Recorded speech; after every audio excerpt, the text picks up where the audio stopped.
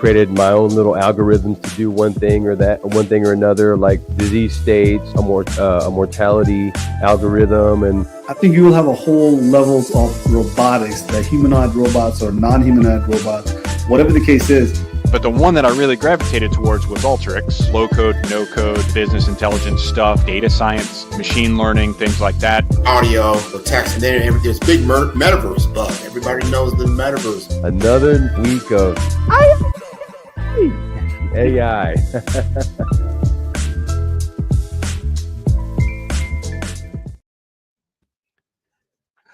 Ay. There you go. Another Monday. Yeah, you know what the interesting thing in with all lines, it's either ay or ay. Yeah, it's just Mm-hmm. You know, like any language you try it on, you can always make it work. Yeah, I've had a lot of ay lately. Oh man, but you only have to have one of the real good ay's to know. Okay, the 2 months, 2 weeks, whatever, 2 days of work was worth it. And beginning the conversation is always something exciting. Like, we're about to get into some conversation that we don't know what's going to happen. But at the end of the conversation, if ay goes like, ay, it's sort of like the weight of the shoulder is on you after the conversation, right? Usually with the conversation, you take the weight off, right? Yeah. But I think one of the guests offline was saying robotics, right? We really talk about AI a lot, but we don't talk about the robots specifically, And like you just said, we had some few AI moment this week. I'm telling you, every time I hear about the robots, I'm just like, man, when are we gonna have to really worry about these robots? Because these robots are everywhere and AI is everywhere. What do you keep up with? AI or the robots that are using AI, right? What do we Well, I can give you a human perspective of it. As a woman that wears all the hats, I feel like a robot sometimes. Yeah. I think I am a robot. So to know that there is something else that is in position to assist us to get some of those tasks complete, then it's a good thing. Some, and I would say major for me, right? Like majority of the things. If I could just do some of the things that I enjoy in life, and I have 6 robots walking around the house and not destroying the walls or destroying everything around my house, and let's bring them on. Let's bring them on. Maybe preferably for free or something like that. Not that expensive $200,000 Kim Kardashian robots. Well, I don't know. What was that movie with what's her name? Megyn Kelly? Megan Fox. Megan Fox? Well, yeah. Oh yeah, Machine Gun Kelly. Yeah. Now, I didn't ever watch that movie, but I've heard, so I'll just leave it at that. Right. So there was a cost. Yeah. Well, isn't it funny how technology expands, but we still come back to the fundamentals? So buying a robot ultimately will be like buying a car. What model you got? How durable is it? Is it manufacturing is still part of the process, and the Six Sigma controls. So do you want to spend a lot for something? It'll be like, oh no, he owns an Omnibot. It stays broken all the time. Yeah, I'd always go with the Honda. Oh, or you can go for Ford, right? Because Ford stands for what? Found on road bed. Yeah. So, and then, kids, right? They're going to be burning each other. Is that your family's robot? How cheap? Right. Right. I only make friends with you because you got that model, right? Yeah, exactly. Yeah, I've had just a few robots, the iRobots, the little floor robots, and those, if you can keep them working, are fantastic. So I would welcome, as a single father, I would welcome having something that would do the dishes, or maybe pick up an odd chore. Maybe if I could teach it to mow the lawn. I know I'm reaching, but there'd be a lot of odd chores that would definitely, as a single parent, if you had a robot, would be awesome. They have to have a robot lawnmower if there's a robot vacuum cleaner. Yeah, there's a lawnmower actually robot that exists. Vacuum cleaner exists. One that doesn't exist, which I'm disappointed by, is the dishwasher and the laundry. Right? Where's my washer and dryers that has robots in it somehow to do all the automation of me not folding the clothes anymore? Well, I was at a trade show. They got that. But my other thought is, then when will the groups tell you that you're a bad parent because you've robbed your children of the opportunity to do chores? So no, you can't win no matter what. So you just make a life choice and embrace it and move forward, you know? It's interesting how people judge, right? Yeah. Well, if you ever go to YouTube and check out these clips about like how the parents will tell the stories about how hard their life was. And I imagine my kids like growing up, and then I'm telling them like my life was so bad, where I had to put the washer in one washer and the dryer in another one. I had to keep an eye on my time, you know, like our parents didn't have to go through that, but I guess I have to come up with some hard struggle stories, right? Well, our parents probably walked hundreds of miles in the snow. That's literally all the stories. They told us anyway. Yeah, they have more character than us. 2 hours in the snow. Only character has been lost. You know, the character development that says, okay, you have to build it or you have to be patient. And now information, like we talked about this before with digital natives, instant gratification. Yeah. Instant. Where you and I were kids on Sunday nights, we had to wait for like The Simpsons to show at 6:30 on Sunday. And if you missed it, you missed it. It was done. And so nowadays it's a different, you know, kids have a different it's a different psychology of, you know, how quickly things are gonna things are expected, where when we know how to be a little bit patient on the way we can let things evolve or learn. But you know, that's the difference between us. Our parents, my father's way more patient than I am. I know that much. Well, that's interesting. That the intersectionality of what you just said in artificial intelligence. A lot of the things when it comes to what we see and how we see it and how it's delivered is a hijacking of natural processes, and artificial intelligence is used to do that, right? As far as what other impulses we have and what are our future impulses, and then to use artificial intelligence to gain the insight and then act upon it.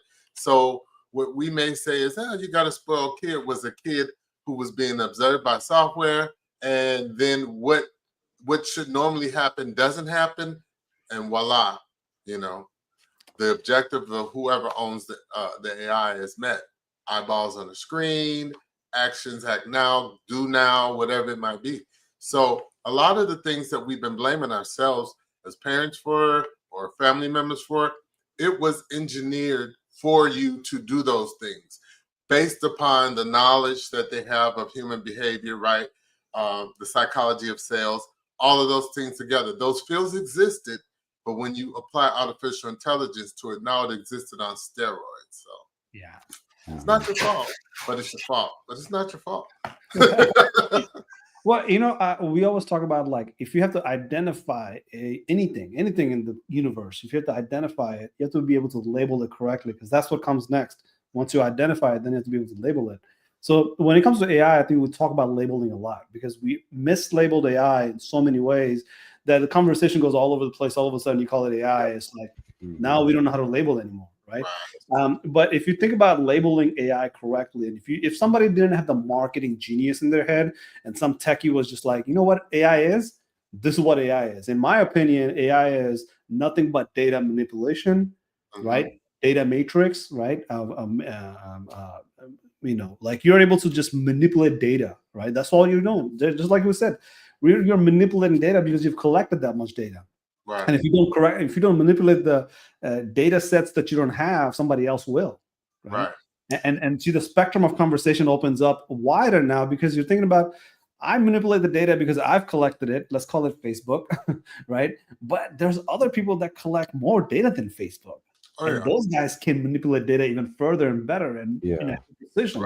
So, y'all are talking about platforms, but I'm on here because I'm talking about parents and children and AI and mislabeling and biases and giving them an opportunity to see themselves, see themselves and see their children in a different light. I believe that's essentially why we're here. in our lives today, as well as here on this platform and with AI, with I, papi, I. That's You a know, good one. to get rid of the mislabeling. Yeah. Historically, we all have been mislabeled. We all have been placed inside of a box where someone wants to point a finger and say, okay, based upon how this individual moves and the neighborhood they live in, this is their expectation, their life expectation, their life trajectory. With AI in the space that we're in, knowing that it's been in existence, to really tell people, hey, guess what? Not only has it been in existence, but there are resources and tools that are set in place for you to learn data literacy in order for you to be able to change the trajectory of your household, of your life, and your children's life. And so, as you guys, you're talking heavily in technology.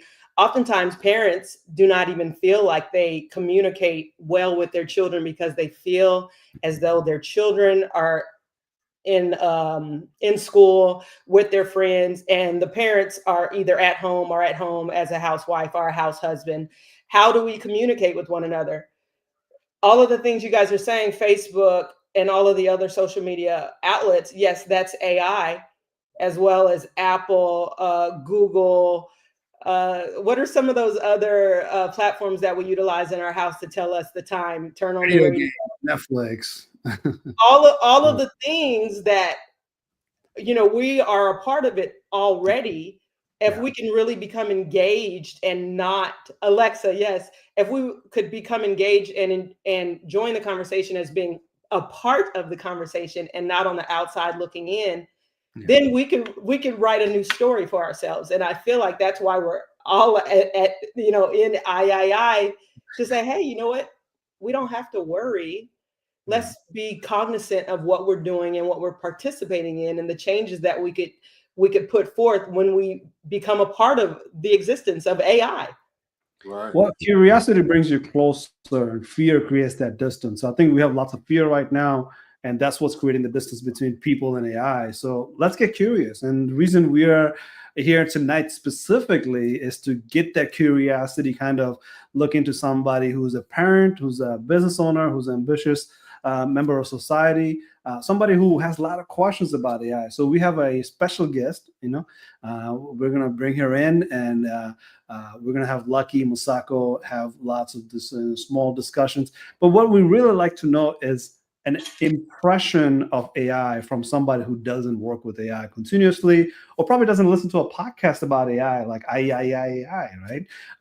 They have their own workflow, and how do they engage with AI in that workflow. So we would love to hear all about that, and then frame our conversation based on their perspective, because we have our own perspective, but Masako is that person that can, join into the conversation and draw that perspective out of the community. So without further ado, let's introduce Aingi, who is going to join Lucky and Masako and have a conversation to preferably have some of our questions answered. So Aingi, welcome to III. Thank you for having me. Hi, Aingi. Thanks for joining us. I love the fact that you reached out and just showed an inquisitiveness to understand about what your best next steps are, being that you have a young son and you don't have a technology background. Just the fact that you're courageous enough to raise your hand and say, hey, I have some questions. Could you help walk with me to understand this, so I can understand myself better, so I can understand my child better, so we can do this life better together. So Lucky and you, please, let's have a conversation. When it comes to AI, or I call it IT. I'm going to go with IT first, because when I started learning computer back in the day, it was IT, right? Now, for me, it is knowledge not used, and then no, I'm not abreast of what's going on. So back in the day, I'm the one who taught everybody how to use Microsoft Access, PowerPoint, the computer. I've got my friends to buy a computer, teach them how to use the computer, get on social media, set up an email, and so on and so forth. And then when I went to work as a secretary back in the day, I used to do that too. I would be fixing the printer, doing all type of stuff, just curious about the computer and all that it has to do, all that it can do for us. But then I came to the US and started working. And while I use AI at work, it's still different. Now it's like, wait a minute. There's a whole bunch of stuff happening that AI can do that could help myself, my son. And the fact that he wants to do coding and he's looking into drawing and he's asking me questions now. And then I'm like, wait a minute, I've been out of the loop so long that for right now it's like fresh. So now I want to know what's happening, what's out there, and how I can utilize it. Like me wanting to get into starting my business, getting stuff to create posts for me and so on, because I don't have the time. So that's so for me, that's so this comes in. And when Masako was like, we're talking AI, I'm like, I gotta be there. So that's how I came in. Awesome. Lucky. Yeah. Yeah. Well, the thing is, AI is grown so much, and it's gotten to where the end users now, people out like ourselves, we can use it for everyday usage. I've worked in a lot of development, and then I've also worked with students that are learning and trying to figure out, okay, what can I use with AI now, or what's available in the realm of Chat GPT. That's a big area. Everyone's familiar with it, right? Chat GPT. Yeah. And there's areas for business that you can take advantage of, and there's areas with technology. But then again, you always want to be careful of the information that you get and make sure that it's accurate. That's just the first thing. Is check yourself as you get information. It's a good way to start, but then you want to start building using that as more like as an appendage, like an advisor, and then from there it gives you a good reference point of where you want to start. For kids in technology, that's why I love it. There's such a huge advantage with kids now in technology. And speaking about your son, I'm a single father. I raise kids. My kids are a little bit older now, but I've raised, and I'm also an instructor, professor. I teach AI, and also I assist with ethical hacking and things of that nature. And I've noticed the progression of different ages and students. And now students, the younger generation, we'll just say 18 or 15, 18 to 20-year-olds, they're in like the stuck generation, because they have so much technology, they're stuck, but they know that there's opportunity there. All of those things that stick them to those devices now can also enable them. There's algorithms that as soon as they start doing things, that will start feeding them, things they need to learn. If they want to get into, say, for example, IT, like you said, when you and I got into IT, it was different. You had to read a book, you had to research, or you just had to just learn on the fly, right?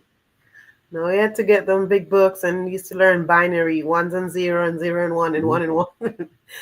I went close to being a CCNA, I think it's called, Cisco Networking Associates. Yeah, and so the thing is now there's things that they can pick up easily, and AI can help them in coding, understanding code, the syntax of code. And then if it's not correct, they learn it. But it's a huge advantage. You gain years of understanding of code in weeks because of AI. And I think it enables them to be, where I think it's a disadvantage not learning on your own and making mistakes, but it's almost having a big brother of information that just pours in and says, okay, here's what you want to learn. Do you want to learn about developing an iPhone? Do you want to learn how to develop an Android? Do you want to learn how to develop, specifically apps?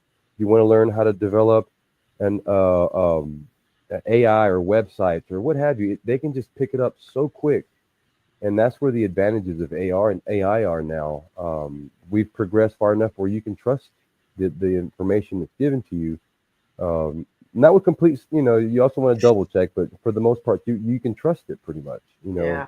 And it all depends on the use case. So, what you're looking for, what your son's for, and we can get to more specifics. But YouTube, they have an algorithm of how to say if you're like if you were learning how to do large language models and you just type in large language models and you're fed a bunch of information. That in itself is just gobs of information you can get fed just sitting there. And anytime you're learning, I consider that education. That's a skill, and then you get to apply it.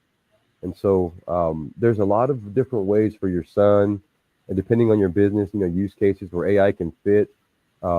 It's helped me in my limited understanding. I mean, on the outside, I jump in and say, well, how can it help me? And my friends that are reaching out to me, they're like, hey, how do I do this with AI? And personal use cases, they're trying to develop policies, or they're trying to write documents and do their resume. Those are all very powerful tools with AI now. So yeah. So let's say, because I work in insurance sometimes. I work in insurance, right? And when you say to someone, I can pay you EFT, electronic funds transfer, and so I want you to say AI to that person who probably is scared to even put their banking information somewhere. That person who is going to be like, AI, oh my God, so somebody's going to steal my stuff. And I learned about my church sister or my this, that, who had their stuff stolen. And so a lot of people, when they hear AI, it's like this far thing away from them. And then it's going to come and it's going to infiltrate them. So some people are not seeing AI as, wait a minute, it's artificial intelligence that I can use to enable my life to move a bit more seamlessly. So we want to have the conversation to where we can get to those people to say, don't be scared of AI. If that makes sense. Yeah, that's well, what, fear is crippling. We know that for a fact. And oftentimes, when it comes to AI, oftentimes here on the show, we mention ChatGPT. ChatGPT isn't cutting us a check. However, they happen to be the one that, they're highly branded since they went public in 22, right? So and they're constantly evolving. And so ChatGPT has the free version and it has the paid version. What I would say to all parties, for those individuals that are afraid of AI because someone's going to steal their information, like all things, you don't want to put your personal information into these chatbots, into these AI systems. And you don't want to put anything personal to yourself. You don't want to put any proprietary information in there. So if you don't want your social security number, just like anything that is confidential information, just like you wouldn't send that through a non-secure email. So it's going to boil down to common sense, a common sense issue. Yeah. Unfortunately, not everyone has common sense, but here's the thing. You don't want to put something that you don't want out there in the system, because with large language models, as someone that's, learning AI for the first time, these are training models. So if you are putting your personal information on there, that personal information may be regurgitated out to others that are training within the space that you're utilizing that. So you don't want to use AI to do anything with your personal information. However, AI, artificial intelligence, along with your knowledge set, your skill set, it is something that is to assist you in your best next steps. So for the fearful person that is afraid that somebody's going to steal their information, I'm going to say what I would say to all parties involved. Across the board, dwell on those things that are good and lovely, because whatever it is that you dwell on, you're going to bring that energy back to you. So if you could somehow think of something that you could become a best next steps for yourself, then ask yourself, what are my best next steps? And then better yet, ask the AI platform that you're using, what are my best next steps you mentioned something. What did you mention earlier, Yingi, about putting some automation together? What were you asking? I can't think of the word you were using, but I'm going to use an example on how to use AI with regard to what you wanted to know. Your social media platform. AI. Right, like automating posts and stuff like that. Right. So AI. This is what I would ask whatever platform we would use.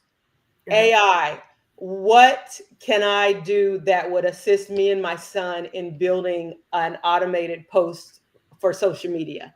And then, it's like, you start with a simple question and then it'll ask you more. And with all questions, with all relationships, because the machine is in relationship with you, if you are signed in, then it's going to build a profile on you. And so as you're having these conversations at Yingi with the machine of choice that you use for your AI model, it's going to be growing in dialogue that you share with it. So you can build something great. You start with something small, and then the more information that you share with the model, it's going to give you other information. And then it's going to prompt you, oh, okay, that's not quite what I meant.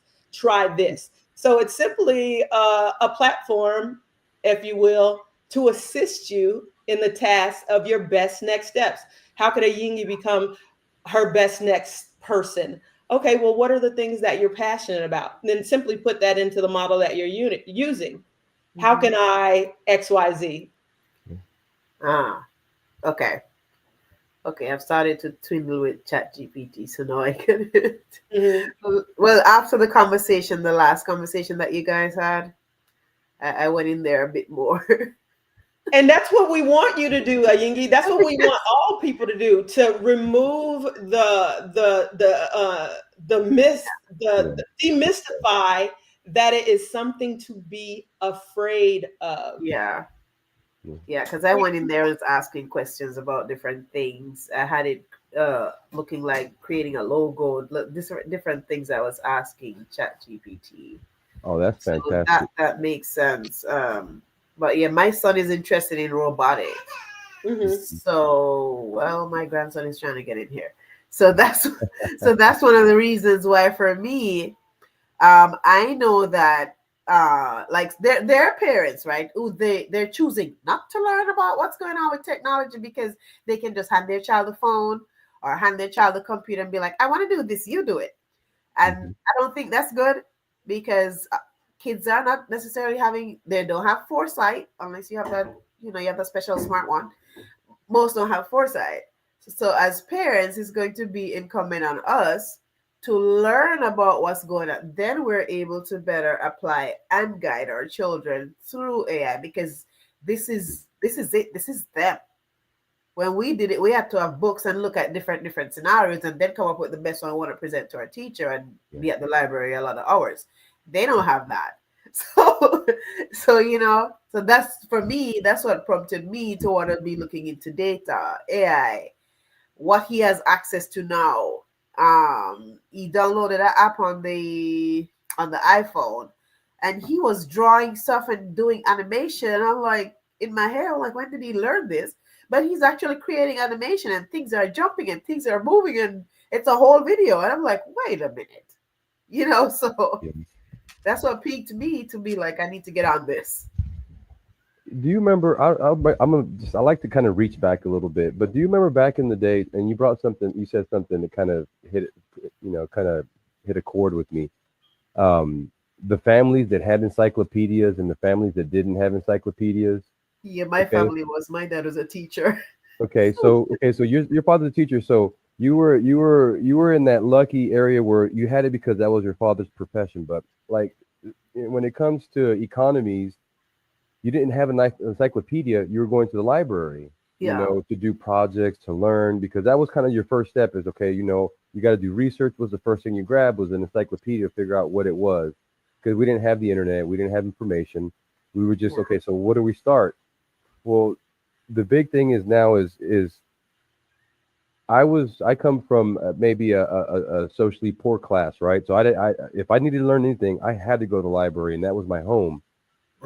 But now computers, information, AI has leveled the playing field. Now everyone has access to information. What was once, difficult because maybe a few had access to it, because some people didn't live close to a library in proximity to a library.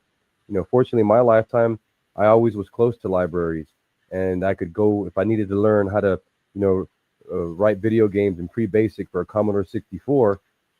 I could find a book on that.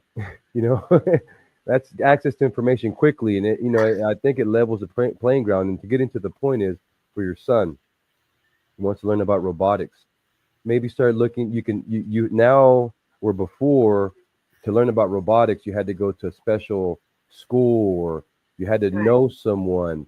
Now, if you want to learn anything about robotics, in an afternoon you can be tuned up and start thinking about, okay, these are the things I want to buy in order for me to start to learn about robotics. If I want to learn about Raspberry Pis, boom, you're in there now. You have information. You can start learning how to write programs for your robots before you even have your robots ready, where you can virtualize this information, and all that's available now at your fingertips. And those are the advantages, not just of AI, but all the information. AI does bring it, if you ask it a question, how do I learn to maybe do this with robotics? I don't know. We'll just say any specific use case. We'll just jump into Raspberry Pis. I want to be able to use Raspberry Pis to be able to gain a cellular signal. And I don't know. We'll just go from there. I want to be able to control it from my cell phone, not from a remote control. Things like that. The AI would give you at least the first 5-10 steps that would give you direction, and then you can go from there. And those things we never had. I mean, it gives me chills that the amount of information our kids and our grandchildren have access to now.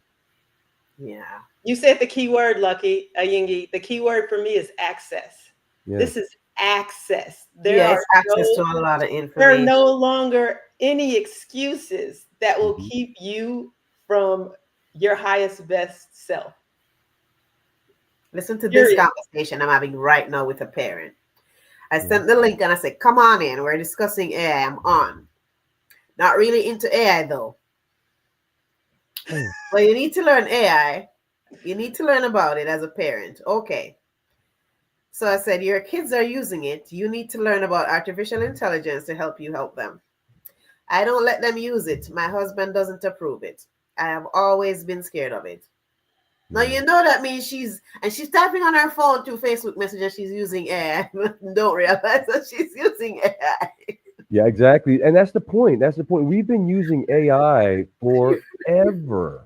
You're using AI to message me. Tell her the cellular system and the GPS that she uses every day when she types in the directions, that's all AI. And you're a mom of 3 kids. Like, there's no way you're supposed to have children now and not be curious about AI. Not based on all of what they have access to. If you're homeschooling, you're on the computer teaching your kids homeschooling. Like, no. Yeah. It'd be nice to be able to talk to people to see what the fear of AI is. Exactly. Is it the fear of what it is, or the fear of the information, or the fear of just, okay, I don't know what's behind the curtain. Or we could probably discuss what's behind the curtain. Like, I'll give you an example.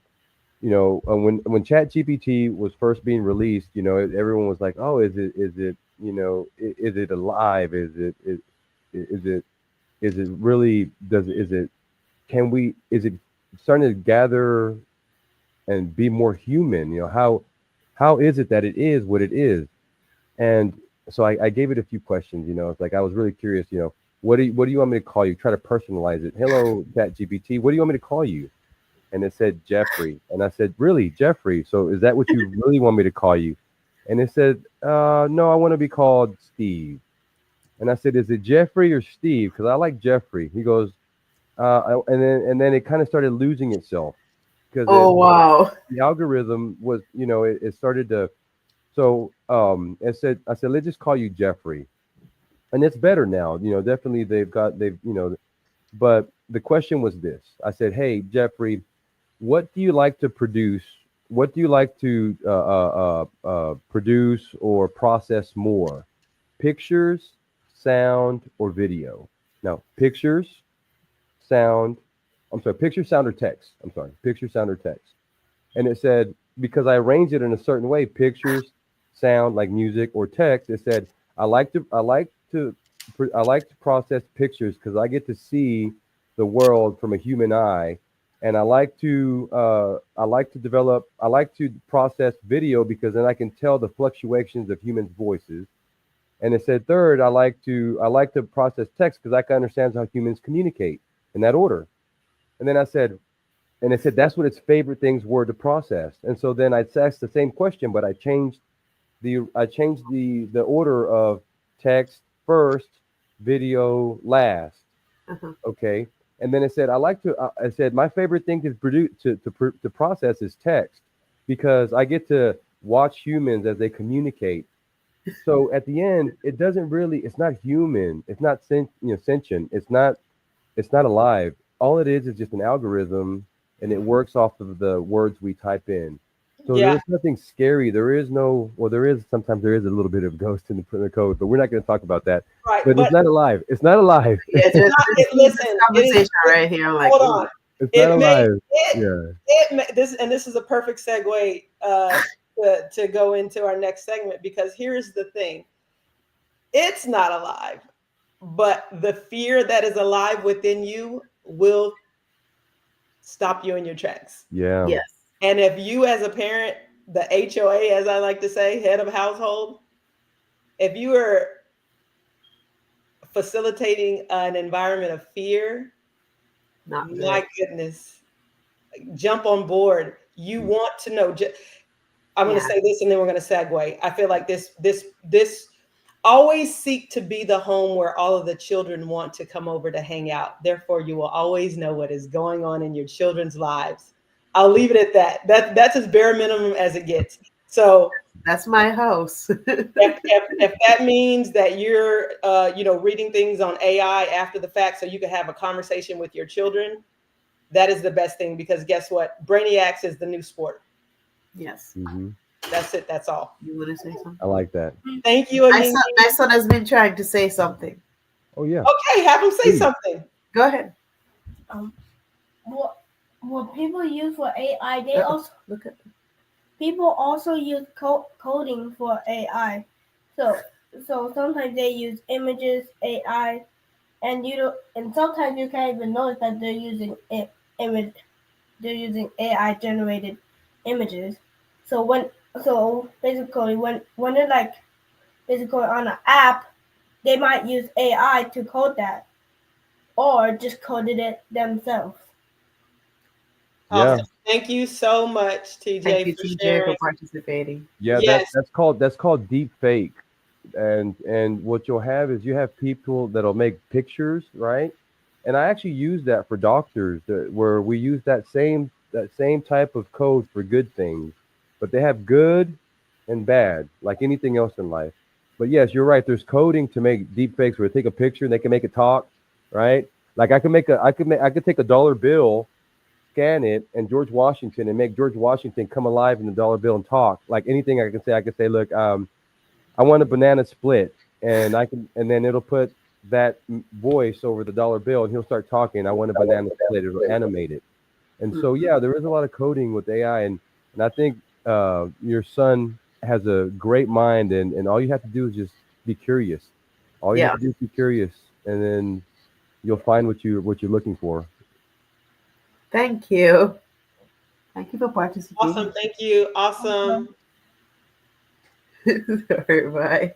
Appreciate you guys. I'm looking forward to how you use AI next. I want to hear about it. I call them praise reports. I want praise reports. I want to know what you're utilizing this skill set for, because there's no limitations. Mm-mm. That's the good news.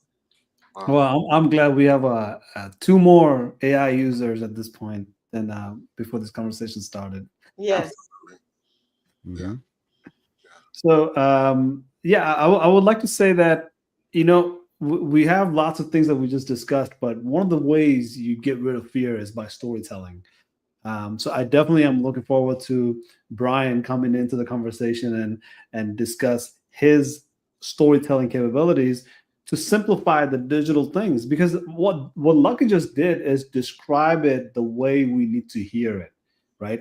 But unfortunately, that's not how education works. Education is not same when you're trying to sell something. We have to market something and have consumer purchase, right? So what we see a lot of is consumerism and purchasing a power that needs to be addressed and said, like, if you have this one and you have the money to buy it and you buy it, this is what happens. Well, guess what happens? Management expectation wasn't managed properly, and lots of negative things comes out of it, right?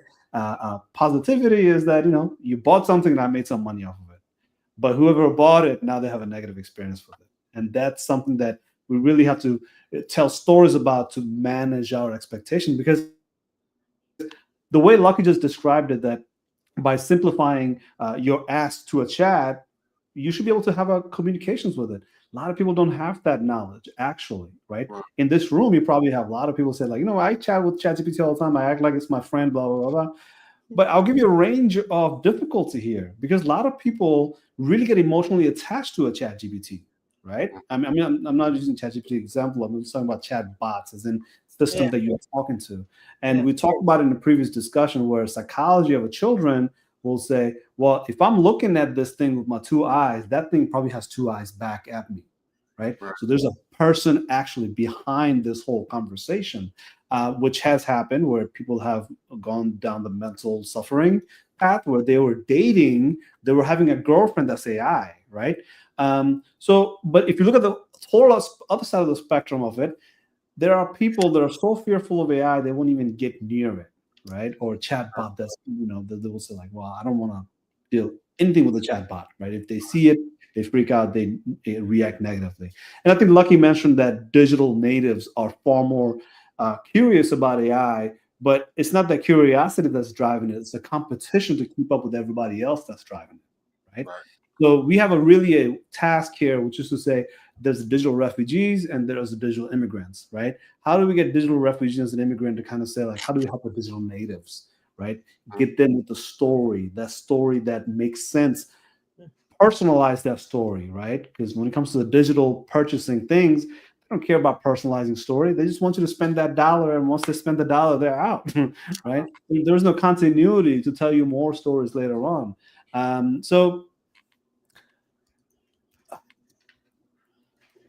Do you have a problem with the stream here? Is everything good? No, she was saying that you are fading in and out on hers. So I was telling her, okay. But the interesting thing, you mentioned the tool, the phrase, the catchphrase, the tool, the energetic word, money. Oftentimes when people don't have no money, they don't believe that they're worthy of learning such things. They don't believe that they have access to it.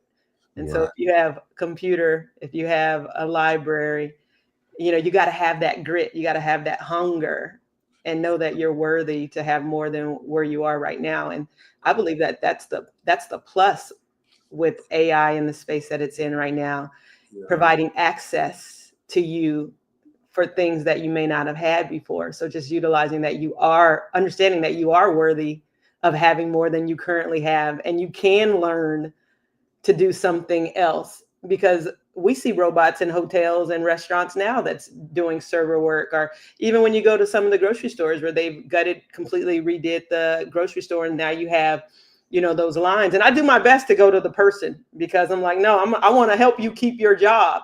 However, the thing is not to be afraid. It's to upskill. It's to learn what it is that's taking place and put yourself in position to thrive. Not be fearful of it, but to be like, okay, I can be in a position better than I was ever, because the how things once existed, they no longer exist that way. So even those old models don't exist for me. You can break out the model yourself, break out of it, shatter it. That's the good news. It is, and some of the things we discussed really comes back down to the fundamentals of what drives a person, right? We are all limited as far as our personal experience. When I was in the first grade, the teacher said that I wasn't that bright and put me in special ed and used the R word. Told my mother, he's R, right? Use that word. And it just so happened that another teacher who wasn't even my teacher said, I think you're wrong. When we did the test, I was in the first grade, and I think my math was 11 point something, right? Genius. Yeah, but she wasn't trying to see me.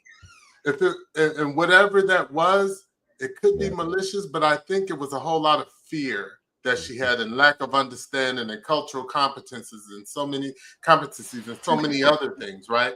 Yeah. Versus when you have a tool, and AI is an excellent tool to help determine what's really going on, right? So you're now no longer limited by the views of one person, but you have a body of knowledge to bounce what you think it may be and validate perhaps it is, perhaps it isn't.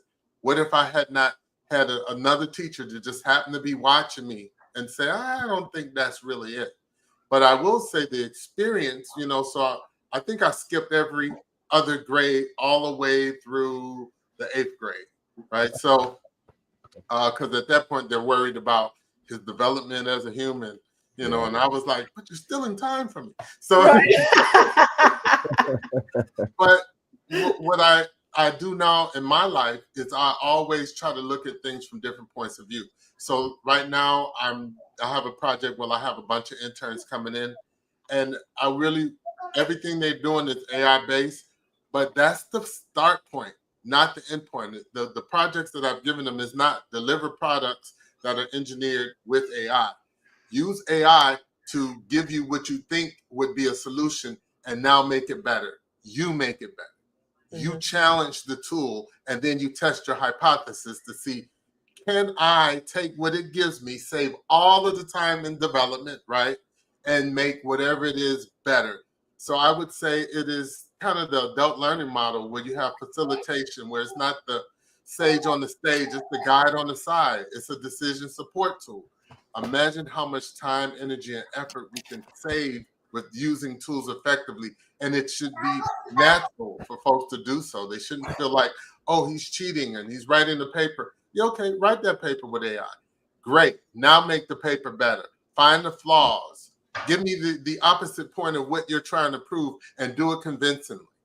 Then find facts to support that, right? So literally, as long as we can lose a lot of our inhibitions and understand that we all have limitations, this is an excellent opportunity for everyone to really enhance what they generate and how they take up space in the world. So. Well said, Bobby Ray. I love that. Well said. Yeah.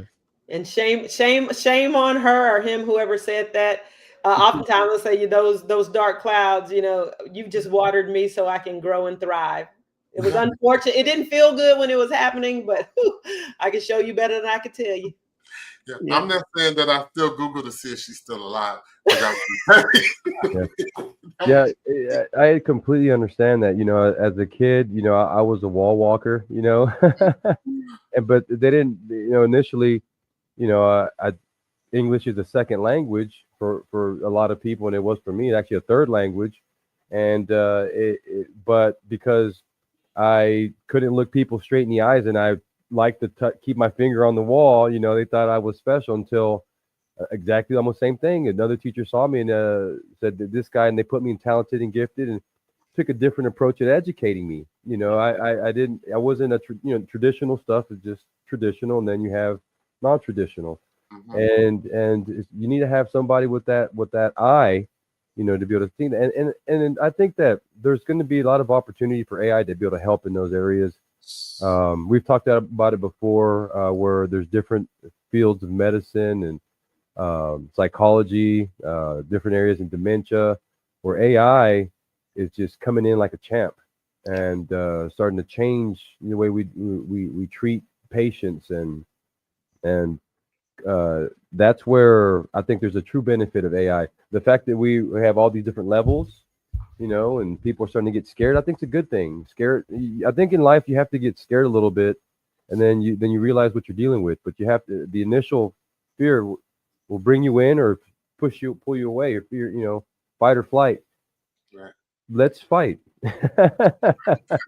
Let's figure this out. It's not that bad. And the work's already done. It's not first principle stuff. All you got to do is just take and absorb what someone else has already put together. And, again, always look at it, with an objective eye. It's good information, a good friend, and learn from it and try to take the best from that. And AI is available in many different ways. And just like you said, there's, it's hard You know, no matter what, there's not going to be an easy road, but you can an easier paved road now that you can take with AI. Yeah, if you're talking about learning, I think the best platform that you can look at anybody who's in the data science world, anybody who's working in the AI space right now, you ask them like, hey, where did you get your start in data? They will always say most likely this one guy named Andrew Ng. And we are super, super happy that Andrew Ng has a message for Pine AI community. Pine AI is actually Andrew Ng's initiative, which is a deep learning AI's initiative. And if you get into the AI space, you will learn a lot about this term called deep learning. That's how ChatGPT works. That's how majority of the good AIs that can do things instantaneously uses this term called deep learning. And deeplearning.ai is the website where Andrew Ng really does a lot of storytelling in order to make people understand AI and some of this terminology that comes with AI. And the best way to learn about AI is to use your human imagination like you would use your human brain to develop that AI. Because that's what you're trying to do. You're trying to mimic your brain to develop an AI that's outside of your brain, right? So that's why it's called artificial. It's augmenting your brain just like the way the brain would work. So quick message from Andrew Ng. Then we'll have Brian come in and talk about ethical hacking. Because what you will see is a range of discussion happens about data, but all ends with artificial intelligence and how data is the crucial piece of that AI. So we talked about money, we talked about ranges of use case, but it's literally just data. That data is just being manipulated for purposes of AI. So first, Andrew Ng, then we'll have Brian come in and talk to us about his storytelling as well. Give me a second here. Let's get on it. All right.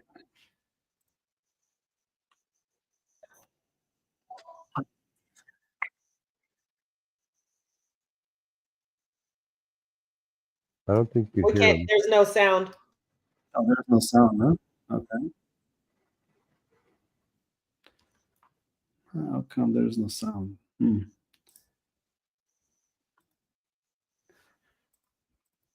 Is this better? Can you sound here?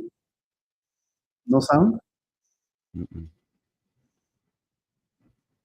No, no sound there. Played it last week, so Yeah, well, Andrew Ng will have to come back maybe at the end of the discussion, right? But let's bring in Brian because I think Bobby and Masako will definitely have a great storytelling session with Brian because that's what we really need is to have this digital conversation through human storytelling, right? So let's bring in Brian and say hello to Brian. Brian, thank you so much for joining with us because this is some conversations that we've been having offline, but now you get to have it online with Masako. Hey, what's going on, everybody? Thank you so much for having me. Masako, you're awesome. I love hearing from you all the time. And Bobby, you give it from that intellectual standpoint. So appreciate you guys for having me. We're so glad you're here. Yeah, absolutely. I wanted to thank you, Brian. As I was saying when I saw Starks, you made me think of Hollywood, like genius AI, right? When we first started hearing about AI in the theater, the movie theater with the Marvel comics and whatnot. But I want to go back to, I don't know if you're a parent, but I know that you have spoken to many people that have a fear-based agenda when it comes to AI.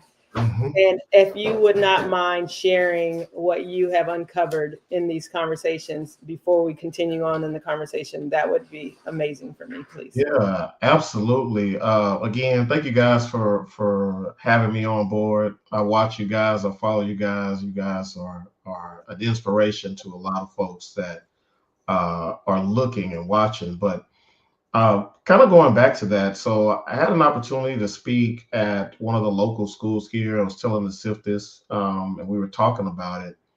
And to listen to young kids, in some of the teaching that I do when I'm teaching Security Plus, or I'm teaching ethical hacking, or even talking about or teaching AI, one of the things that people always say is Terminator. So they view AI in this negative light. And one of the things that I try to help people understand is that AI is a great thing. Just like anything that we've ever created in the human race, we've created something that is to help us, whether it be a Tesla or whether there be a microwave or refrigerator. But there's always a fear, because fear, and let's face it, fear is something that is unknown.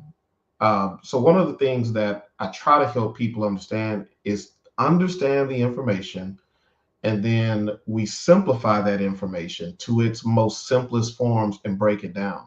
We can talk about AI and as far as how to simplify AI. We could talk about babies. All right. Sylv mentioned it earlier about storytelling, and that's kind of how I teach. I teach real world situations and that storytelling and relate that to just the more technical and more granular information. So I think it's just people have a fear of what they don't know, and what people don't know. And I think you guys, alluded to it earlier. It's AI. So how do we bridge that gap, right? I think it's all about bridging the gap to help people understand AI has been around for hundreds of years, and we never even knew it. We never knew it. If we go back to the 80s, we saw one of my favorite shows as a kid, not telling my age, but Knight Rider. Knight Rider was one of my childhood most favorite shows to watch. But who would have thought back in the early 80s, a talking car that drove by itself? Now, 2025, lots of years later, we have Teslas, we got all kinds of vehicles that drive by themselves. So, I think it's just that gap. And people fear what they don't understand. Yeah, absolutely. I love the fact that you pointed out science fiction being a catalyst to change, right? Because, everything is impossible until someone does it. So the concept is often introduced through entertainment, and then those things become reality. Everything from what the communicator became the cell phone or Star Trek, et cetera, et cetera.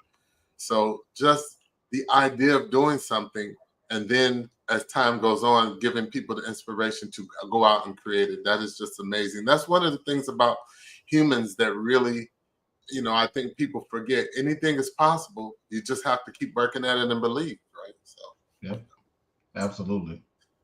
I totally agree with you. And to take it even a step further for individuals that, what you don't know, that goes with that curiosity that Asif always talks about, right? Show up curious, ask the questions, dig deep, and then dig a little deeper, and then dig a little deeper. When it comes to AI, when I think about it, I always say, as you guys have said, art imitates life, life imitates art.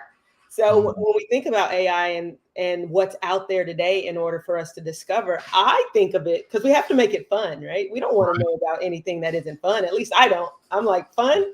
Sign me up. Fun. I'll do it all day. Yes.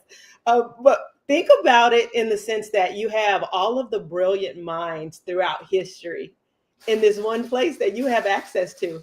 And you could ask the question to help you understand what you already know, to take yourself to another level.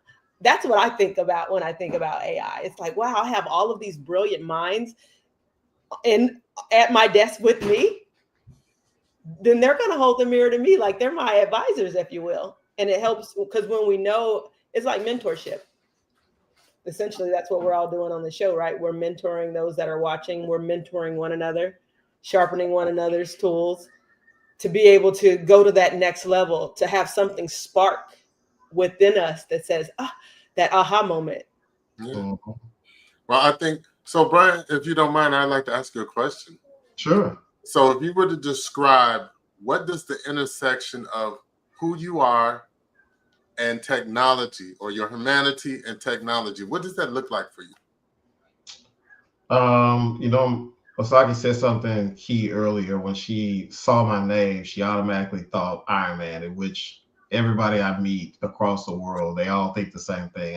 Iron Man is one of my favorite superheroes because it wasn't his super strength. It wasn't it was a suit of armor, but it wasn't his money. But he was rich on knowledge.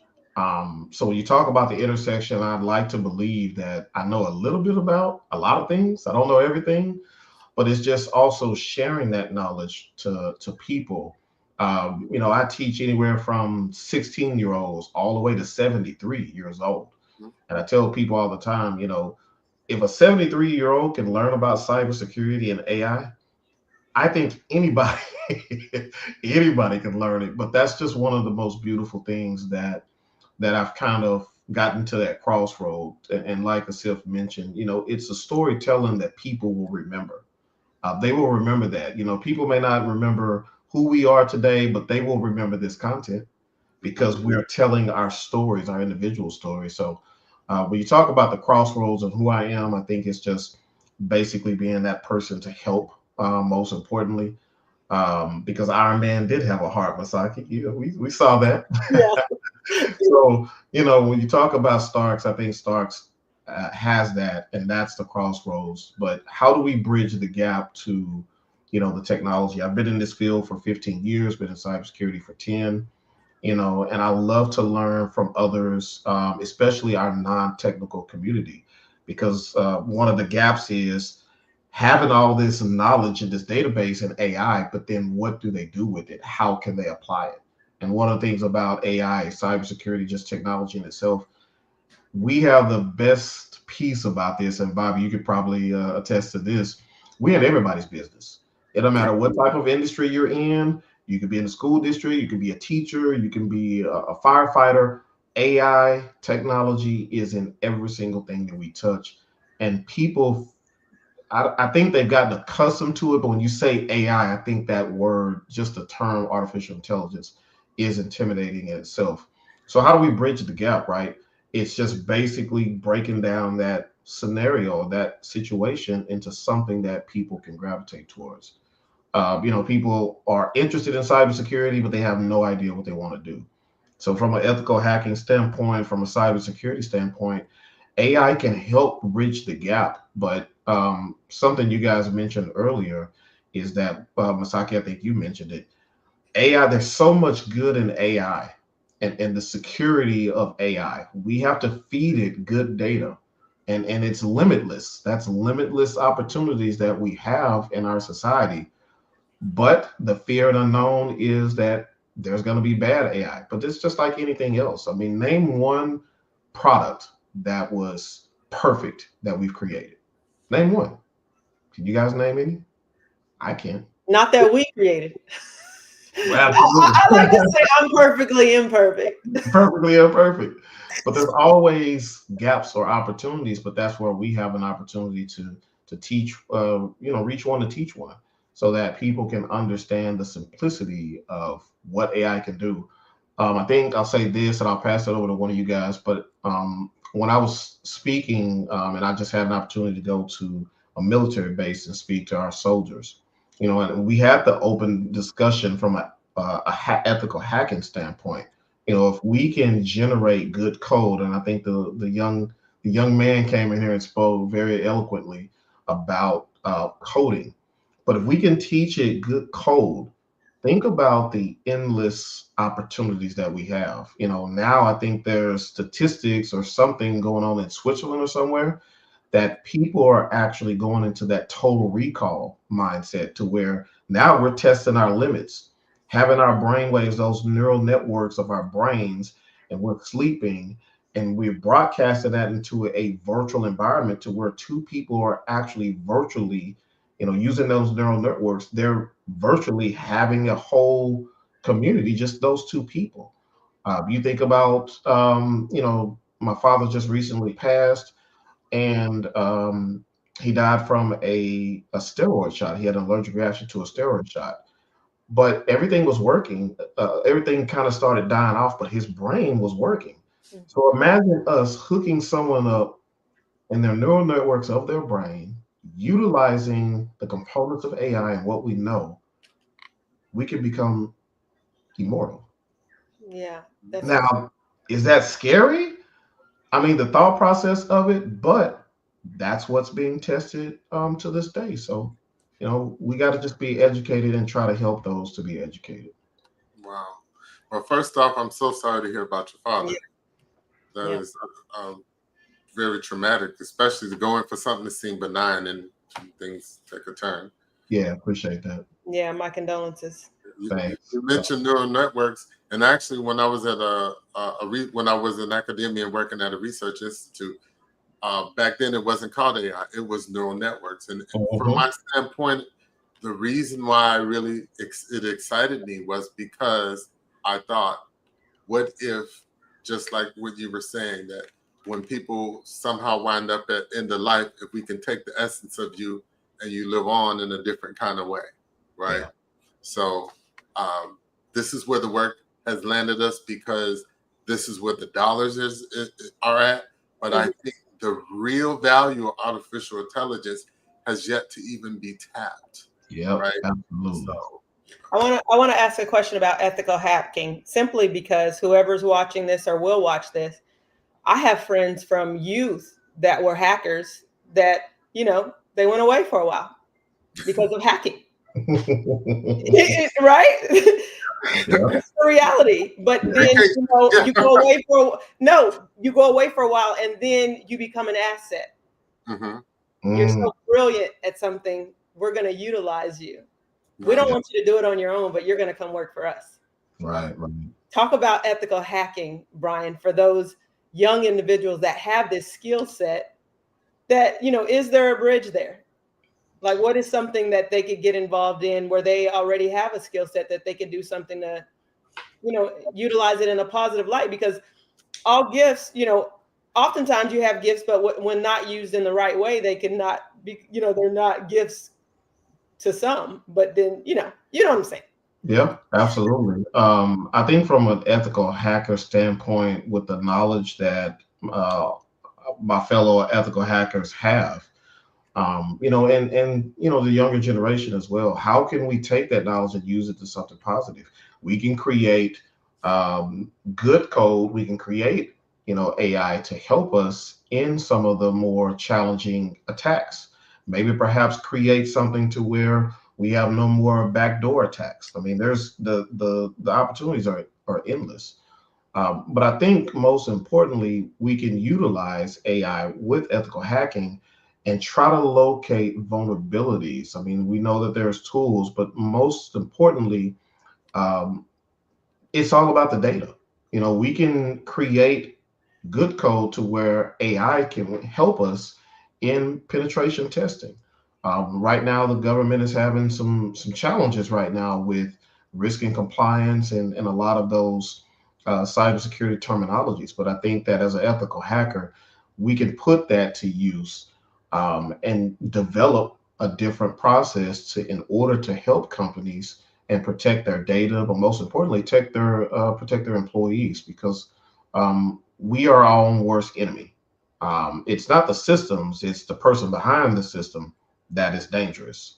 So from an ethical hacking standpoint, we don't necessarily have to hack anything, but we can try to create and develop a platform utilizing the ethical hacking standpoint, and then try to apply that to where it can help companies create more algorithms. We can create more tools that will be able to help companies in the protection of their data.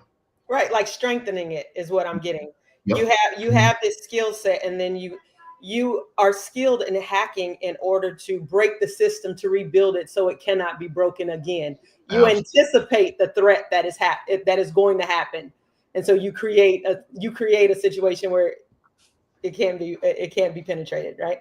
Absolutely. Or even test the organization. A lot of pen testers, which, and to be honest, and I had this conversation earlier with the lady, and she was saying that she hasn't seen many ethical hackers. Like back in the day, you would hear about ethical hackers all the time. One of my mentors, that taught me in this industry, he was an ethical hacker for a government, for our government. But now it's kind of shrinking because we have so many threat actors now. So now it's all about, so the priorities are shifting from an ethical hacking standpoint. But now, how do we use that knowledge? And again, we can even implement that within organizations to test out their vulnerabilities, to minimize their risk and to mitigate those things, and to be able to have a better security posture within each organization, from the government, private sectors, even our own homes. You know, we can utilize that and train AI to aid us in this battle. Yeah, it's definitely something we should not fear. Absolutely. And if they do fear it, tell them come talk to me, and we'll get them straight. We'll get them straight now. Yeah, I feel like we need to have some town hall meetings and invite everybody out and have you there, have you and Bobby Ray there, Brian. Absolutely.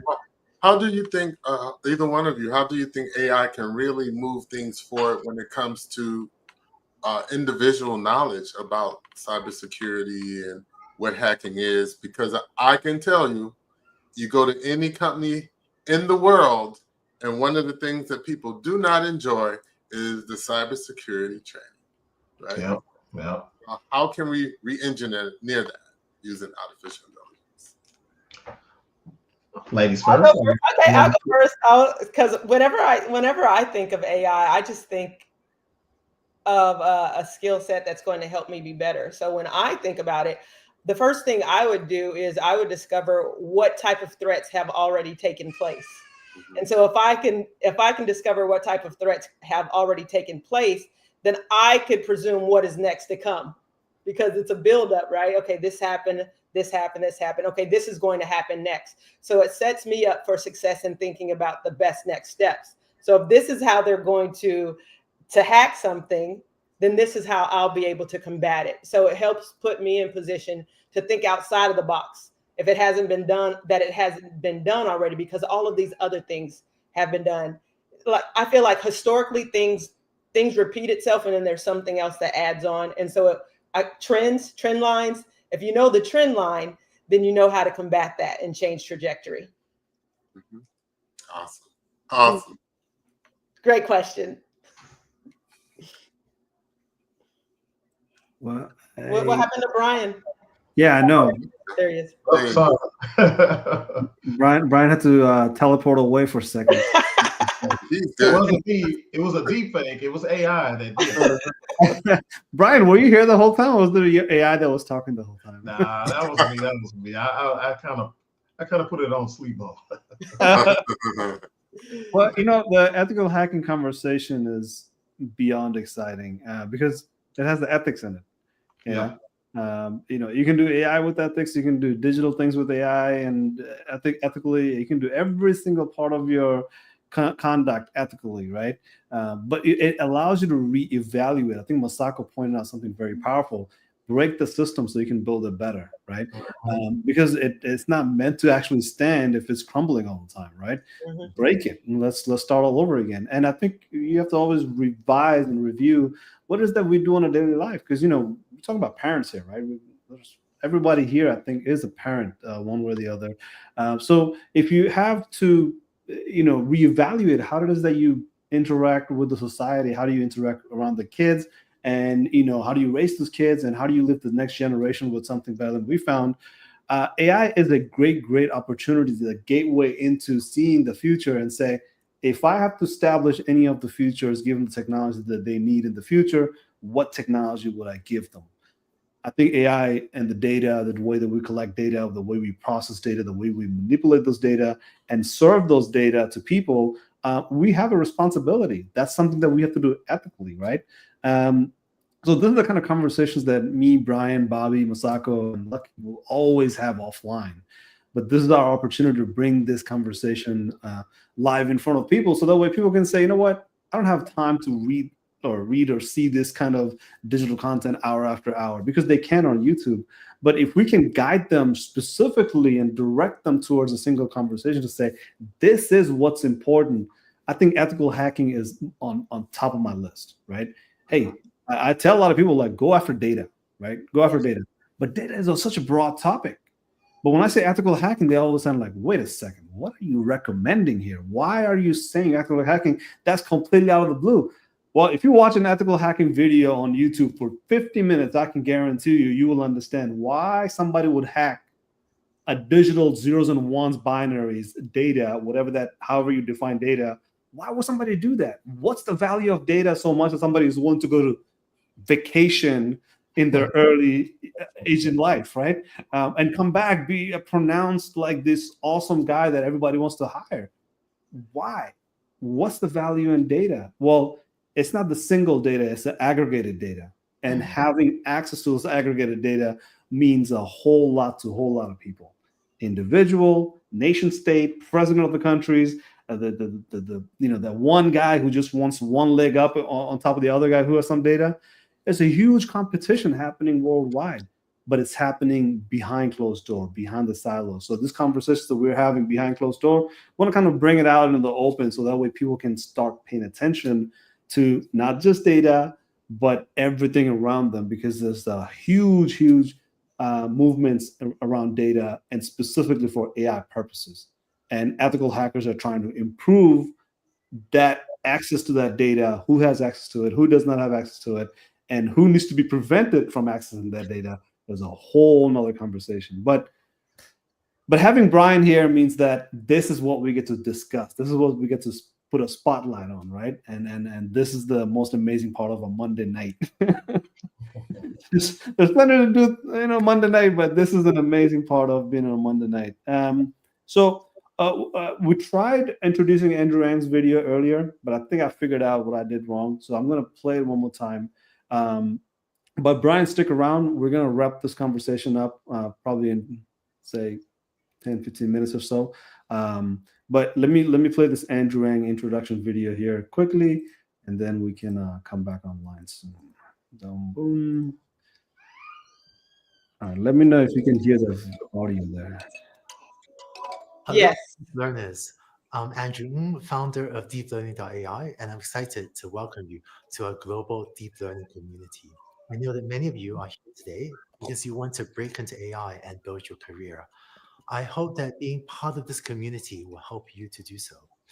To give you a proper welcome, I'd like to show you around the deeplearning.ai offices and meet some of the teams so that you can see where it all happens. Oh, hi, Andrew. Do you want to tell our friends at Pine AI what you do at deeplearning.ai? Sure. Hi, everyone. I make articles and other media that help people learn about AI and help them understand the huge impact that AI is having in the world. Today, I'm putting together the next issue of The Batch, our weekly newsletter, and I'm looking for the biggest stories of the week to keep our readers informed. What's been the most surprising thing you've run into working on The Batch? How much is going on in this field? There's never a dull moment.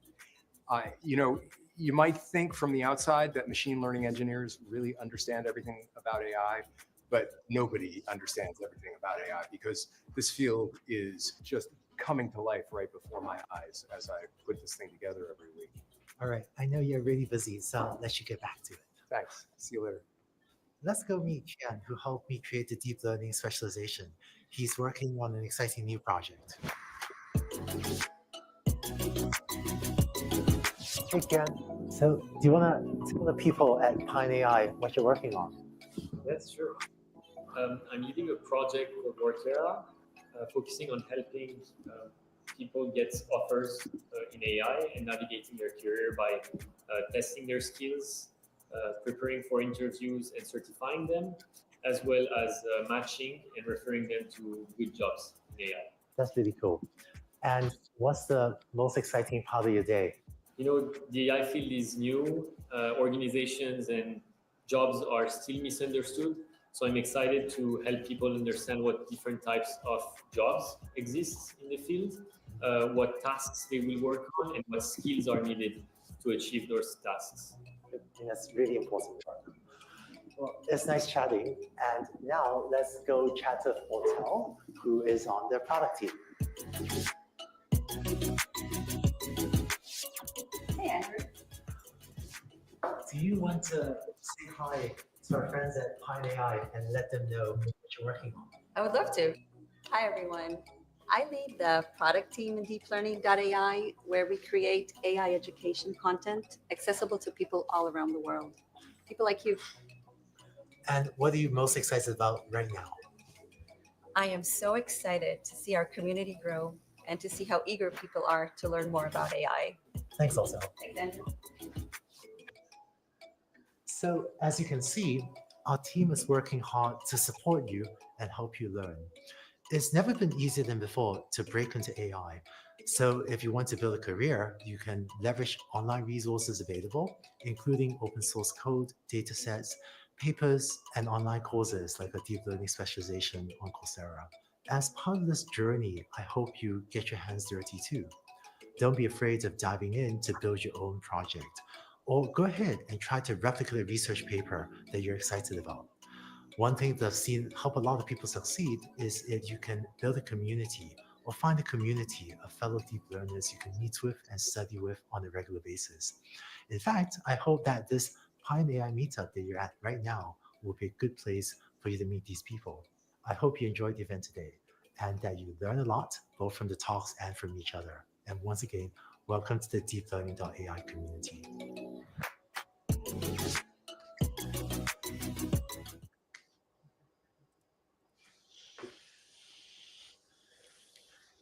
I love that. Yeah, that was good. I love it. I love it. It's like for everyone. It's for everyone. No one's excluded. Yeah, well, Brian said it right. And no industry can be excluded from IT industry because there is no data industry. Well, at least not yet. I'm trying to make that happen. We need a data industry because if you can talk about data, you'll see a whole nother perspective, right? Because you see data all around you, not necessarily IT everywhere around you, right? You go to nature, go on a hike in a park, you can see data. You have a night rider car. Just getting people to understand. That's why when we say data literacy, right? It's like learning the language of data. To demystify that data is something that's so far out that they can't touch, but no, it's right where you are. You have your night rider car from a dream, the imagination. Wasn't I shouldn't know the name, but wasn't it Kit? Yeah. Kit. Okay. Yeah. So imagine you have it. Yeah, when I think about data as what you guys are talking about, I think of the importance, and it goes back to what Bobby asked the question. How can we utilize AI to help benefit us as human beings? And I think about the school districts, because when I go to school districts and I'm talking to the children about the importance of AI, about the importance of cybersecurity and protecting the data, you'd be amazed that the instructors are just kind of shell-shocked. But I think if we can create a platform to have AI more involved, not in a sense to where it's doing the work for our students, but mainly for our teachers, our educators, our educators from all levels, from elementary to middle school to high school, even college, and even instructors as myself. So I think and Lucky as well. So I think when we talk about data, that's the biggest platform where a lot of data is that affects our children. It affects each and every one of us. So I think having AI to really be able to push that into school districts is definitely something that is needed, and it's there to help and aid the teaching for all of the educators. So what would an afternoon with all of us look like in a school each school all around the world? Like Bill Nye the Science Guy. It's us, right? We're bringing AI. We're bringing cybersecurity to the school. Are we I? Do we have jumpsuits? Like, what are we wearing? Uh-oh. Yeah. Lucky, we can't hear you. If you're talking, we can't hear you. Oh, I'm sorry. I've had the most fun with art and AI more than I've had with any other technology. Like you have generative AI, like Stable Diffusion, where I love art. I like to draw, but that was one of those hobbies that it was just not a hobby, but it was one of those things that it never really, for me, working was more realistic than drawing. But I can take stuff like, I don't know, Vincent Van Gogh, or I can say, look, I want you to draw me a picture of a father and a son fishing. Use and I wanted it to be in the style of Vincent Van Gogh, and I want them to be catching tuna. I don't know what it is, and then I immediately get a lot of what I want, and I mean it'll use that type of artist touch in different things, and I enjoy that so much, being able to visualize a lot of things like that, and Stable Diffusion is one of those things that I've enjoyed. I mean, it's really cool, and I think that people can take advantage of things that they love more with technology like that. Just fall right into it. Do what you love, and then it's easier to access stuff like that now because it's you know I remember as a kid thinking, okay, if I was going to be an artist or if I wanted to be a professional, I had to go to school. I had to learn how to use AutoCAD or some kind of software that wouldn't have access to, And then now, everything's there at your fingertips and readily available. And so, yeah. Just to add to what Lucky was saying, I mean, it's perfect that this is a good transition because if you're in a biology class, can you teach biology using AI? Or can you augment the students' understanding of biology using AI? So what it is that you love as a teacher, if you're teaching it, should you include AI as part of your curriculum of the day or the whole quarter, right? Semester. So if you love teaching, how do you augment your teaching using AI? And there's lots of tools out there to help the teachers, because one of the paradoxical things I've seen for the last 10 years in the AI space is that where AI is most successful is where it's least invested in, because there's this contradiction of we can use lots of AI here, but there's no funding here. And education is that top use case of that, right? So if you look at Department of Education, you look at some of the educational platform, specifically just think about the professors, how they deny any associations with AI, correct? Like we're seeing that in newspaper all over the place. And on the flip side, if you see lots of money and there's lots of AI use cases, and here they're struggling with those AI use cases. What does that mean? Finance industry. It's so complex for AI to handle financial information because it has a lot of secrecy built into it, a lot of IPs, a lot of difficulties in, the hackers hacking into those information. So you have lots of need for finance industry with lots of money, yet they're struggling with their use cases. But education that doesn't have funding has all the use cases you can imagine. Like, how do you customize a student's understanding of chemistry 101, chemistry 301, chemistry 401? Right? How do you help a Mandarin-speaking Chinese person to speak English fluently? In person, real time, personalize it, capture their inability to say some letters probably, and have an AI detect it in real time and give them the feedback in real time. Imagine teaching somebody English for the first time. They have never spoken English. Let AI handle that, right? So I think there's a lot of use cases out there, and I love what Lucky said about, if you love it, do it with AI. Right. Yeah, I mean, that's the key. I think what you just said is important, which speaks to the need of the difference between a general AI and then custom for you. What does your AI profile look like? That it knows what your best learning methods are and different preferences that you have, so that when you plug that into a larger body of knowledge, you get the knowledge in the format in which you can easily digest it, not the person next to you, right? So once you can establish that, now what are the privacy rights around that so that you feel secure? AI has my information, but it's my information. I can go to different places, to utilize AI, but I'm not selling, I'm not doing the thing that we're doing now without naming any companies, right? Where you got all my information and you're going to weaponize it against me. No. How do I plug in personal AI to a general AI and get what I need for me? How do your kids get what they need for them? Because each kid is a different person. Each child's a different person with different personalities, different, traits, et cetera, et cetera. How do we connect those things together? We speak about the ethics in AI, but then that's part of it, of course. But let's talk about true customization. What is true customization in AI? Right now, we're having fun. with something that's, kind of like a toddler. Don't trust it with too much because it will kill you.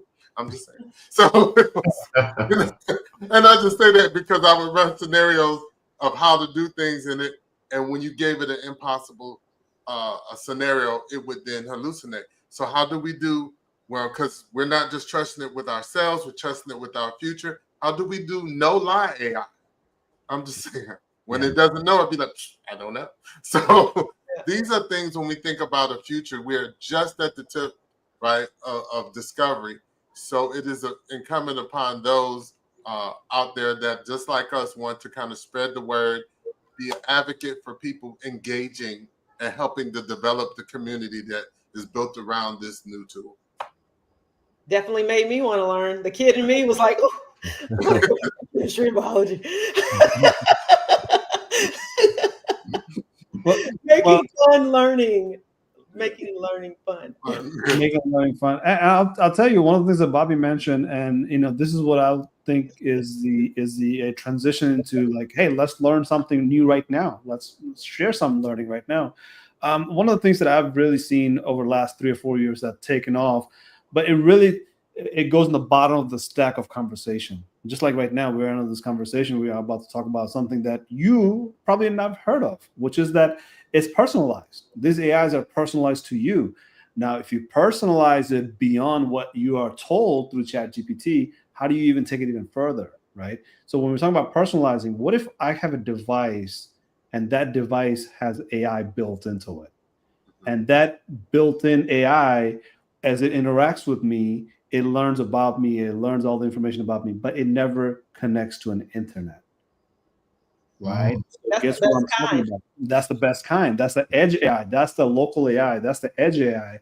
And this edge AI is a big push in the corporations because they would like to have their IP information, their financial data, their asset data, all hidden away from the internet. So nobody else has access to it except for people that signed the paper saying, nope, I will never disclose this information, right?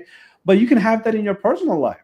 You can have it inside of your home, in wherever you work, under your desk, literally an AI that has a large language model that you can interact with. And as you interact with it, it learns more information about you. And of course, if you do the research, you're going to find lots of these options to do edge AI. But this edge AI using agentic AI becomes even more powerful. So if you have like multiple of these devices and these devices are doing multiple things, one is handling your finance, the other one is handling your invoices, and the other one specifically talks to your bank only, right? So you have this employee-like agentic AIs that are interacting on your behalf as a personal AI that knows a thief and a thief only. And if it doesn't have anything to do with a thief, it doesn't care. It doesn't interact with anybody, such as hackers, right? Who's trying to vacation into your edge devices. I'll start there because I think that's something that I always share with everybody, because that's never comes up in a conversation because people are not thinking at that age yet. I'm sorry, at that stage yet, because they think it's very expensive. It's not. If I give you the number right now, it will shock you.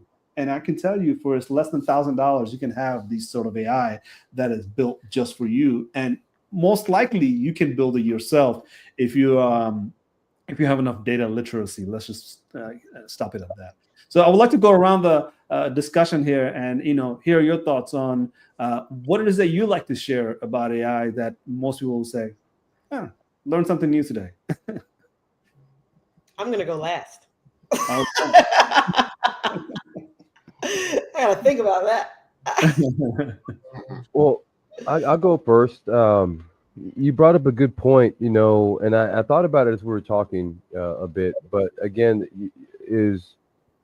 wouldn't it be cool just to have that friend that was always giving you the answer, but just trying to give you the lead, not so much the answer, but a lead on where you're going to go or what you're trying to get. And I think AI would be great for education and kids. But again, it's what it comes down to.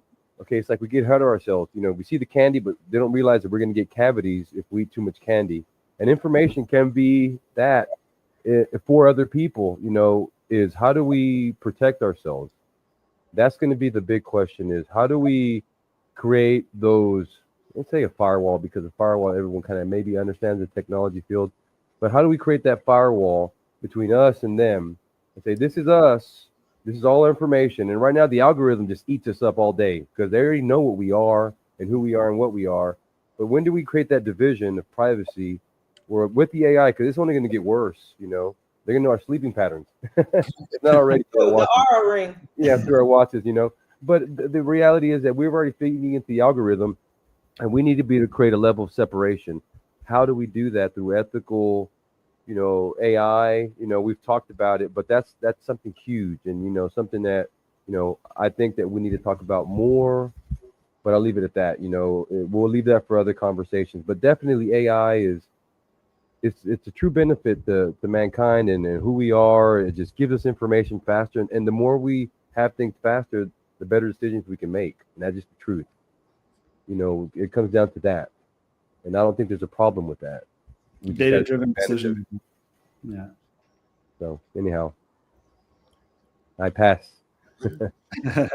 Well, for me, I really think about the possibility of personal digital safe spaces, right?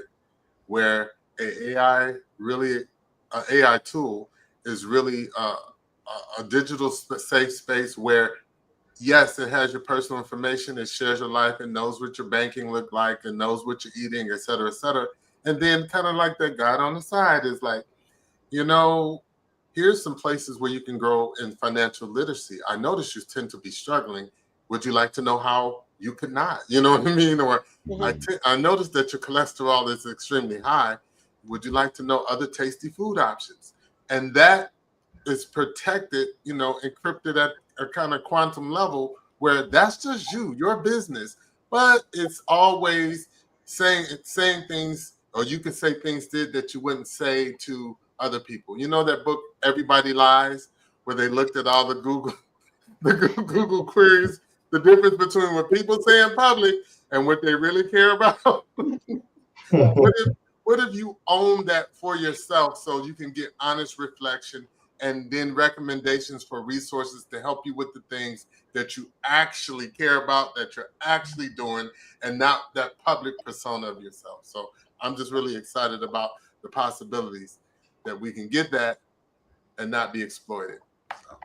Everyone Lies was written by a former Google social scientist. So, you know, you can imagine him having access to how much data Google consumes and how Google uses it, and what sort of insights you find from the searches that people do on their quote unquote private laptop, right? Because Google is watching. Google is listening into a girl that's searching what she's searching about boys and what the boys are searching about girls. And now we can see a huge delta between boys and girls, right? And that book, I laugh about it, but it is so down to the ground that it's bothering, right? It bothers you to your skin. And it's one of the books that actually lit a fire under me to say, like, any business I ever do in my life, any startup or any innovation will never have data privacy concerns. If it has data privacy concerns, it's not for a thief to do, right? So thanks, Bobby, for bringing that up. So I think Masako wants to go last, but Brian, your turn. I think for me, it's all about bridging that gap. And we talked about it before, but I think Masako mentioned it. It's bridging the gap from fear to faith. Having faith in what AI can do now, today, what it's done for us, having faith what it's doing now, and having faith of what it will do for us going forward. And I think Bobby touched bases on it. We've only began to scratch the surface of what AI can do, the beginning. We're barely there.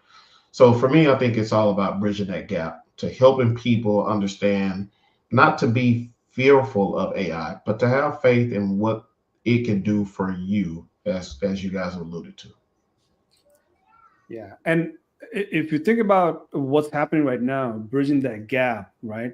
That bridging the gap we talk about on a societal level. We always talk about it from the business perspective alone. If you have a team of 5, team of 50, team of 500, there's so much gap just in your left and right, right? If you think you're the CFO who's going to invent the next AI and you want to invest into it, your problem isn't money. Your problem is the guy who doesn't know enough and doesn't know that he has a lot of gaps in his understanding. So when he nodded his head, yes, we'll deliver this IT, Yes, he will, but it will bleed you cash and you will lose faith in that investment that you just made as a CFO. Now, you take that into the perspective of an HR who says, I couldn't hire anybody for last 30 days because there's way too many applications coming through. They're all AI-based applications. These are not real people. And when I talk to one, well, let me just go ahead and use the excuse here. Not the excuse, but this is a case study, actually. Google revealed that North Koreans are putting in for application from North Korea to be hired remotely to work for a company in US. And they are going through that process and company has no idea. And North Korean person is actually in their roster getting paid. Wow.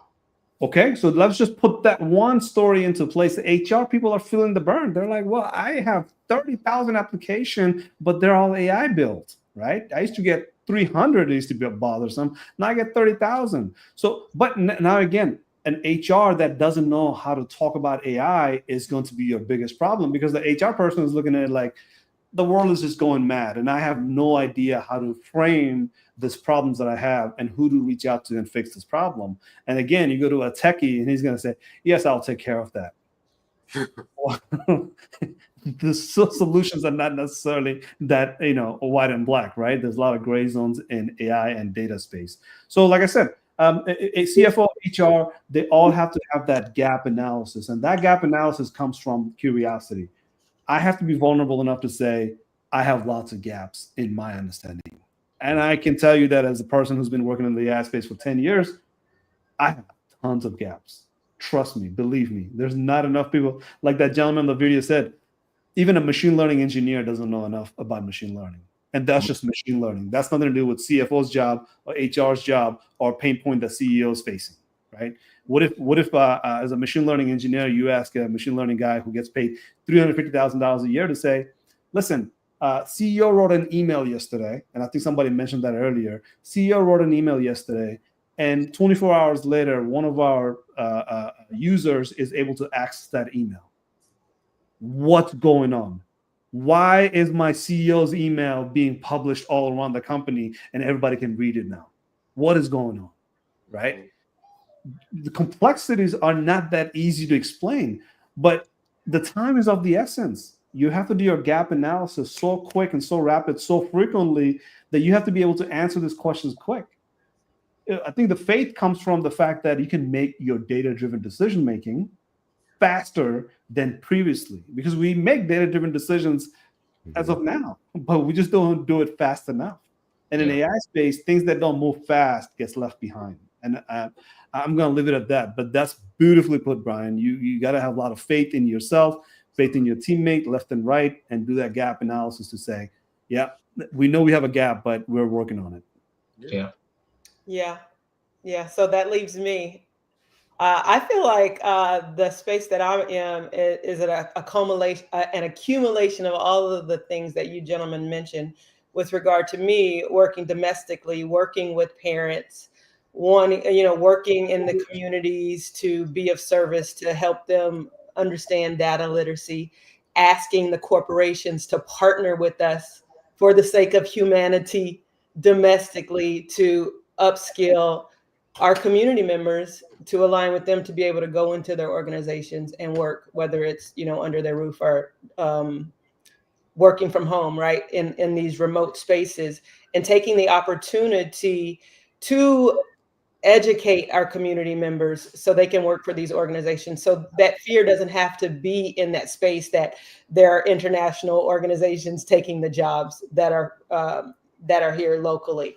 So really looking out for humanity, saying, hey, I see you, I recognize that there is a gap in knowledge here, and then doing the due diligence to pair people off for them to be able to learn what they need to learn. The first step is with III on our podcast, right? Having a transparent conversation with, this is what is happening. What are your best next steps? Well, your best next steps is to, get in touch with one of us so we can have a conversation face to face and see how we can be a service to you and your organization to get you guys upskilled. Yeah, well said. Well said. Don't go on this AI journey by yourself, and don't have to feel like you're the only one suffering. I always say in the military, if you're suffering alone, first thing you have to do is discover that everybody's suffering, and everybody is suffering alone. Until you meet another person that says, you know what, you're crazy as I am. Let's get crazy, right? So so I think, Masako, like, if people were to reach out to each other, I think the first part of that conversation is to reach out to the left and right? You have to do that gap analysis. However, time is of the essence. So, as you're reaching out for what question to ask, I think this is what I've seen for the last 10 years is that I wasn't able to frame the question correctly, which left me wondering all the time.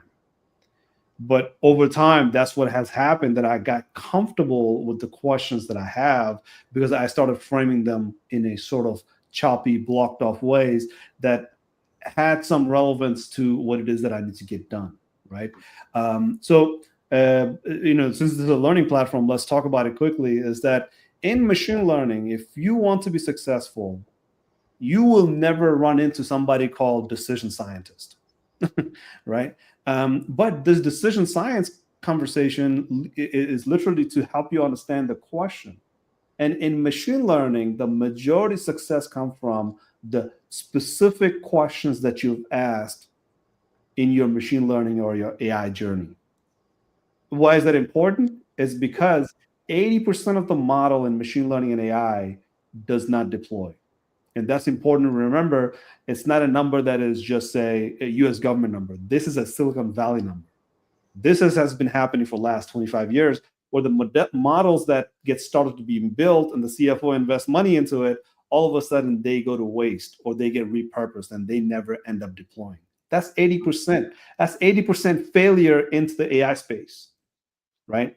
20%, exact number is actually 17%. Because it's 83 and 17, that's what they use a lot, right? The 17% is underperforming. So Masako, as you're saying, like, hey, I have a problem, I need to reach out to somebody. You have to manage the expectation of what AI you do deliver and get received is going to be a poor quality AI. Over time, you mature it. It's just like a child. It doesn't know how to walk yet, but you have to start in the crawling phase. And that's important to know, because when you're talking to an IT guru, he's going to say, yes, we'll deliver it. Yes, we have it right now. It will work for you tomorrow. Come to us. We'll talk you through the reality of it. This is not the IT world where coding will work perfectly the day after launch. It doesn't work that way. It's opposite. It starts with a poor quality and matures over time, works very well. Where in coding, it works very well the first day, but day 300, you have more cost of fixing it than the time you bought it, right? So the conversation really is very important. You look to your left and right, you ask the questions, but you frame those questions correctly and reach out in a timely manner where you're saving a lot of time, because every day you're delaying your AI journey, you're losing tons of data. And if you look it up in IBM space, they call it AI years. They measure the fact that by the time you're having lunch, you missed out on all the data on breakfast. That's AI years worth of data. And those are valuable data. So they simplified it. But the point is, more data you lose on a daily basis, it becomes that much harder to recover from. So yes, absolutely. Anybody who's looking to reach out, feel free to reach out to any of us.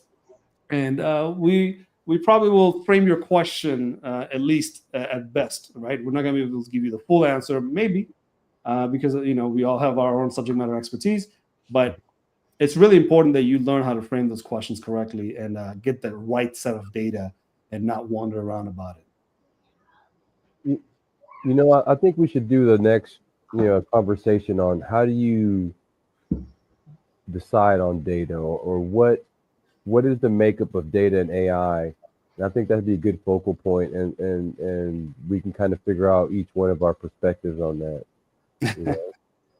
Oh, we can do data literacy 101, data literacy 901. Yeah. I mean, how many hours would it take? We'll start at 101 and figure it out. Right. I think here in the infancy, it's important to understand and recognize that right now it's the gold rush, right? Everybody's trying to get on board, but true innovation and true growth and discovery doesn't necessarily happen in this phase. Yes, you have some successes, but next week a new model is released and all your millions of dollars is down the drain.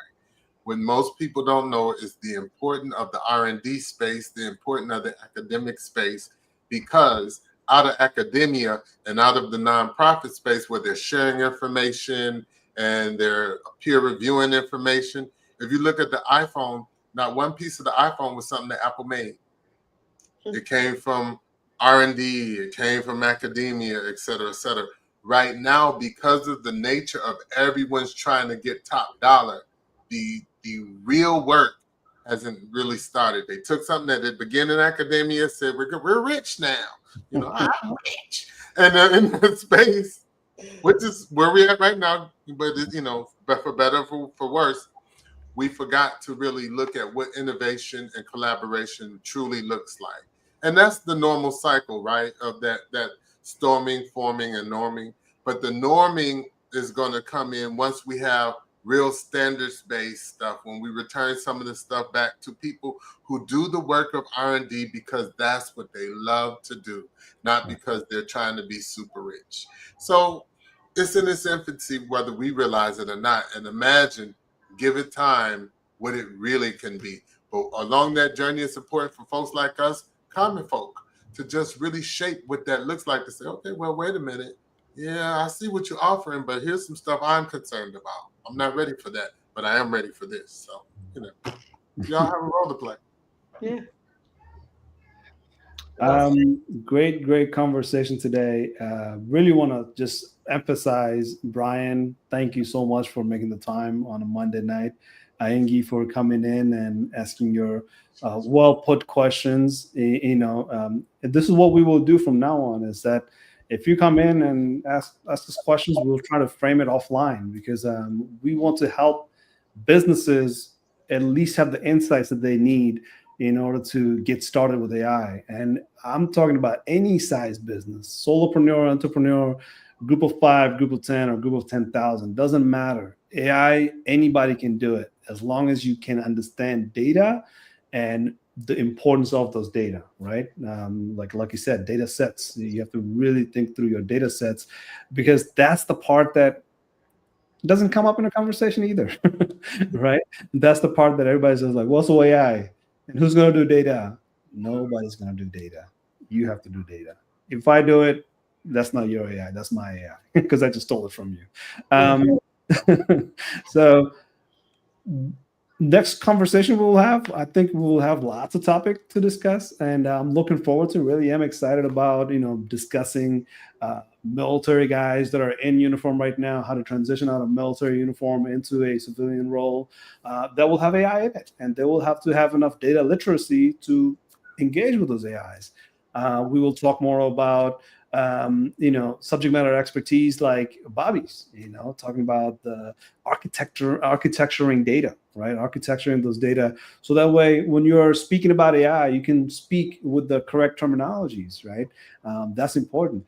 But, you know, Brian, a soft spot in my heart is for ethical hackers. You know, we will talk about ethical hacking, and we will have the subject matter experts break those down.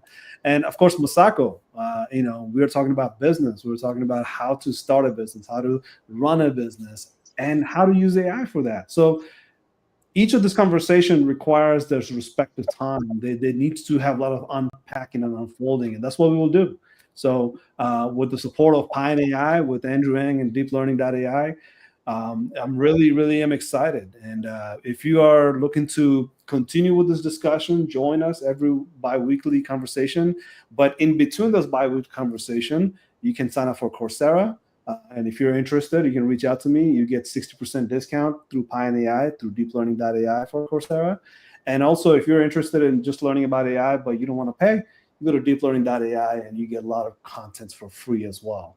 And of course, there's always YouTube. So any reference that we make, feel free to research that and look that up on YouTube. There's lots of ways to unpack it. So any departing thoughts and words, guys? I know it's late at night, but I'm looking forward to the next conversation, and we'll set that up and talk about it a little bit more. I just have a statement for all parties listening, no matter where you are. Be limitless. There you go. Ay, ay, ay, ay, ay.